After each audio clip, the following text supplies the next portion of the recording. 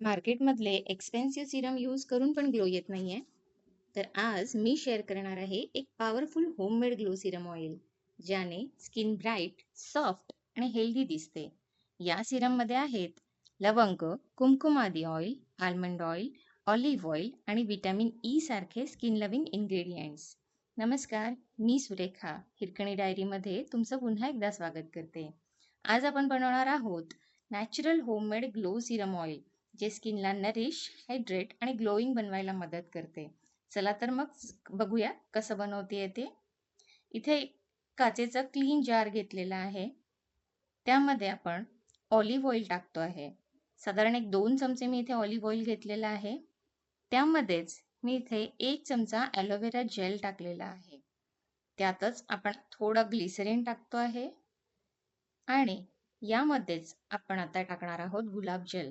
हो, साधारण 1 चमचा मी इथे गुलाब जल टाकलेला आहे आणि एक व्हिटॅमिन ई ची कॅप्सूल इथे टाकलेली आहे. आणि त्यामध्येच आपण कुमकुमादी ऑइलचे 10 थेंब इथे टाकतो आहे. हे सगळे मिश्रण मिक्स करायचे आहे. यामध्येच मी इथे लवंगा टाकते आहे. साधारण 8 ते 10 लवंग आपण इथे टाकू शकतो, पण मी 5-6 लवंग इथे टाकलेले आहेत, कारण ऑइल मी थोडं बनवते आहे. या ठिकाणी तुम्ही लवंगांच्या जागी पावडर देखील यूज करू शकताय. लवंगांचं पावडर बनवून ते इथे वापरलं तरी चालेल किंवा लवंग एक्स्ट्रॅक्ट मिळतं ते टाकलं तरी चालेल. हे छान मिक्स करून घ्यायचं आहे. एक साधारण 2 ते 3 दिवस आपल्याला हे या जारमध्येच पॅकबंद ठेवायचं आहे मिक्स करून. आणि त्यानंतर याला तुम्ही रोज रात्री चेहरा स्वच्छ धुवून 2-3 थेंब आपल्या चेहऱ्यावरती अप्लाय करायचं आहे आणि हलका मसाज करायचा आहे. रेग्युलर वापरामुळे स्किन नॅचरली ग्लोईंग आणि हेल्दी दिसायला मदत होते. बरं, आता यामध्ये आपण जे इन्ग्रेडियंट्स वापरले आहेत त्यांच्या जरा गुणधर्म जाणून घेऊयात.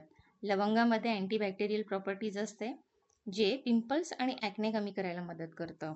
बदामाचं तेल स्किन सॉफ्ट आणि नॅचरली ग्लोईंग बनवतं. तसंच ऑलिव्ह ऑइल स्किनला हायड्रेट ठेवतं आणि ड्रायनेस कमी करतो. तसंच कुंकुमादी तेल डार्क स्पॉट, पिगमेंटेशन आणि डलनेस कमी करायला खूप मदत करतं.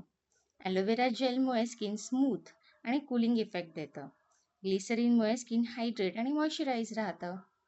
मग कधी बनवताय? अशाच नॅचरल स्किन केअर रेमेडीजसाठी आपल्या चॅनलला फॉलो करायला विसरू नका. व्हिडिओ आवडला असेल तर लाईक, शेअर आणि सबस्क्राईब नक्की करा. धन्यवाद.